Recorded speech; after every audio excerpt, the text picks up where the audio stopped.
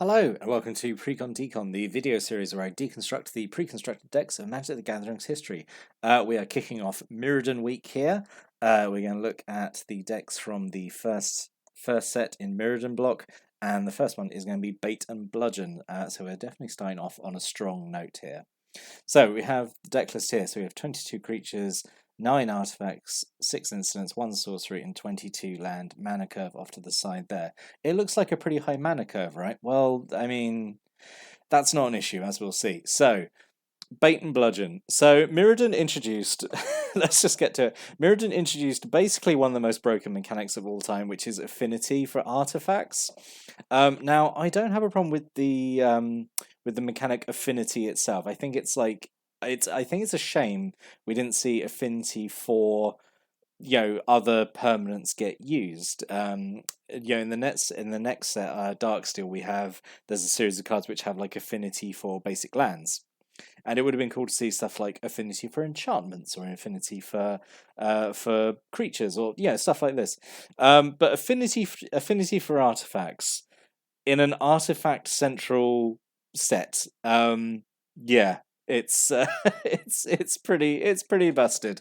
And like affinity decks were everywhere when I was playing because this one I was at I just started university and I started going to there was a Magic the Gathering club and just everyone was playing affinity just because it was by far and away it was the archetype to play at the time. Anyway, and it was so hard to find a copy of this deck in stock anywhere because people were just like buying like 3 of them and then mashing them together. I don't know. Anyway, let's start talking about these cards. So one of the rares in the deck is Broodstar, who is 10 mana but is never 10 mana. You are never paying 10 mana for Broodstar. So affinity for artifacts. So he costs 1 less to cast for every artifact you control. Has flying and parent officer equal to the number of artifacts you control. So the cheaper he is to cast, the better he is, which is just immediately problematic, But like honestly, I don't think like Broodstar got that much notoriety because you still got to play at least double blue for him, and like affinity decks really don't want to be spending any mana at all. So Frogmite is like one of the main culprits here. So 4 mana for a 2/2, affinity for artifacts looks so innocent. Looks so innocent. You'd be like, oh, it's just a 2/2, but it's potentially free. And with a good hand, you could get this down turn 2. Easy, without even really spending any mana. So Frogmite is Frogmite's pretty good. Just because of affinity. I don't understand why affinity. It just wasn't a set thing. Like it could be I don't know, affinity for artifacts 2, and like it costs 2 less if you have a artifact. If you have at least 1 artifact. I really don't understand how it got through like playtesting. In the way it exists, it's insane to me. Mer Enforcer is like the other like big affinity culprit. So he's basically just big Frogmite, right? Yeah, just big blue robot. 7 mana for a 4/4. You're never paying 7 mana for him. He's usually coming down for free, or maybe like at most like 2 or 3 mana. Anyway, and then Somber Hoverguard is a little more sane, just because it's not an artifact itself. It has affinity, but you've still got to play at least 1 blue for it, and it's a 3/2 flyer. So yeah, this is kind of the workhorse of the deck here. These are the affinity creatures. The other rare of the deck is Lodestone Mer. So 4 mana for a 2/2 trample. Tap an untapped artifact you control, gets +1/+1 till end of turn. I mean, like that's pretty good. I think that's okay. Because you're getting artifacts out so quickly. You'll have a load of them out, so you can tap out, and then he just swings in, tramples over everything. Brilliant.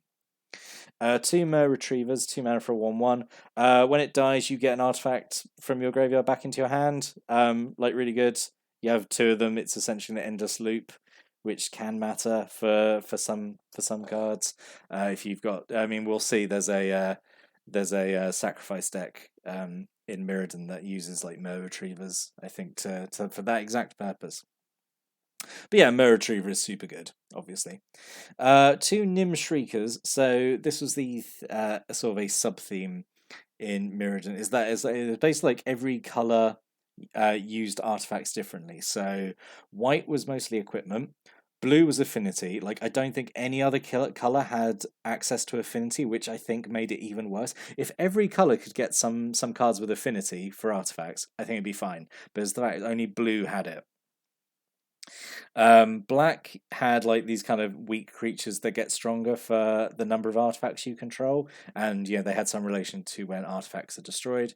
Red sacrificed artifacts, and green just destroyed artifacts. Green had almost like no synergies with artifacts at all, which is a shame, as I'll talk about when we get to the green precon. But yeah, Nim Shrieker, 4 mana for a 0/1 flyer, but it has +1/+0 for every artifact you control, which in this deck can be huge. Obviously still very frail with only 1 toughness, but yeah, the fact he could potentially be so big. Steel Wall. I think Steel Wall is honestly like one of the most elegantly designed cards in all of Magic, and that sounds so stupid, but like it's just 1 mana for a 0/4 defender.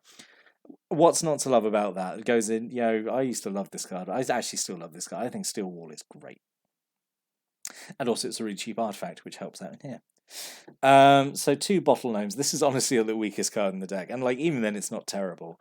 3 mana for 1/3. You can sacrifice to gain 3 life. Yeah, that's okay. That's just fine. You would definitely take this out though, because it's not. it's nothing to do with affinity. And then we have 2 each of Leadenmer and Silvermer. So these are just like little 2 mana 1/1 mana dorks. They give you tap to give you mana of a single color. Yep, perfectly fine. So they're not only then reducing the cost of your affinity cards, they're also giving you mana to spend on spells. So essentially giving you double mana on a lot of your spells, really. 2 Ether Spell Bombs. There was a whole cycle of these spell bombs. The blue one, I think, is probably the best one. The red one is probably the second best, just because this does unsummon, or you can sacrifice to draw a card. The red one does shock, and then the other 3 are kind of okay. But Ether Spellbomb is super good. A single Serum Tank. Whenever Serum Tank or another artifact comes into play, put a charge counter on it. 3 tap, remove a charge counter from Serum Tank, draw a card. Perfectly fine card. It's actually too slow for this deck, because you are just like spamming out the artifacts. I mean, you've got the mana to use the ability because you're not spending mana on spells. This is. I think it's a perfectly fine little card. It's just it's actually suboptimal in this deck, I would say.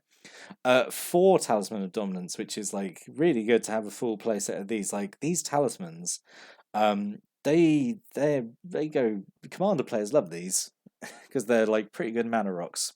I never liked them because I'm a casual scrub and I didn't like that it dealt damage to you for getting coloured mana, but at least you can tap it for colours and not take any damage. But again, it's like with the silver and lead and Mers, like you're paying this, it counts as an artifact for your affinity cards, and it also gives you mana, so it's essentially doubling its value in what it provides. A single Scale of Chiskoria and a single Tooth of Chiskoria. So these are just cheap affinity artifacts, so you can potentially pay these for free. You can pay them as if they you can pay them with flash, and they tap to either give +1 toughness or +1 power.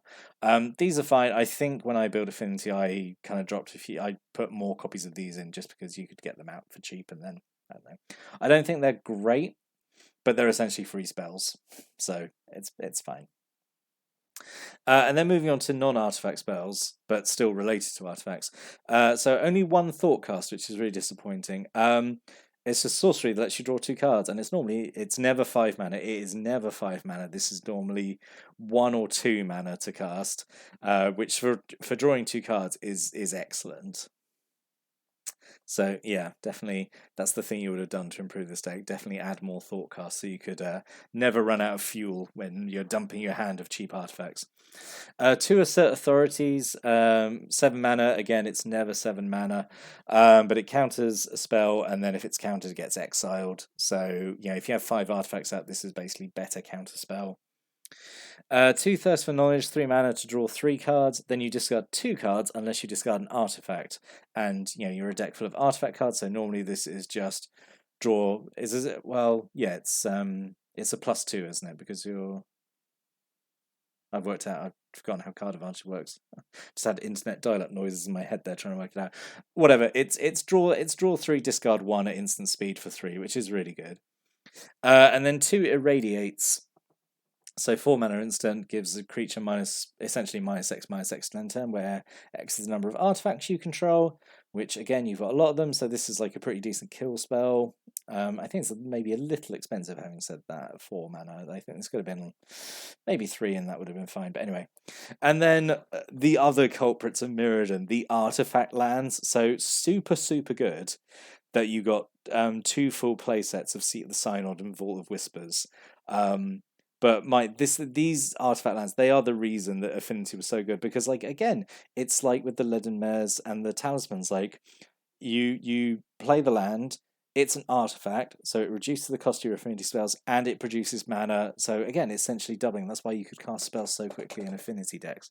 Yeah, crazy strong the artifact lands. And I think they're in every deck in Mirrodin. So, like, if you wanted a playset of them, it wouldn't have taken much effort to get them. So what could have been? There's actually, I'd actually say there's not much you could do to improve this deck. There's a few things. Crystal Shard, I think, would have been interesting in this. It's either 3 or 1 blue and tap to bounce a creature back to his owner's hand unless they pay 1. But yeah, you could potentially bounce your own stuff. I don't know why you would, but save it from combat, I suppose. Lumen Grid Sentinel. I mean, this is actually kind of a weak suggestion here, but he's 3 mana for a 1/2 flyer. Whenever an artifact enters the battlefield under your control, you can tap a permanent, which is okay. It's honestly kind of weak compared to what else the deck can do. Ornithopter. I thought that you could have had a couple of Ornithopters in it because it's a free artifact. And it's a 0/2 flyer, which is fine. Ornithopter's okay. Wizard Replica. This you probably could have had this instead of Bottle Gnomes, honestly, because it's same cost, it's same power and toughness, but it has flying, and you can pay blue to counter a spell, unless they pay 2. And then alternate rare, Vidalcan Archmage.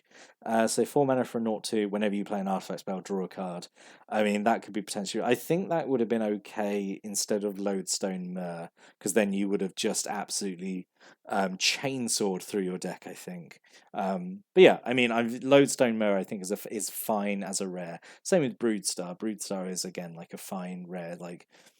The thing is, like, if you got Broodstar or Lodestone Myr, you don't really need the other one because they're both essentially huge threats. Anyway, so in summary, yeah, super strong deck, because Affinity is an absolutely busted mechanic. I had this deck, or I recreated it in some way.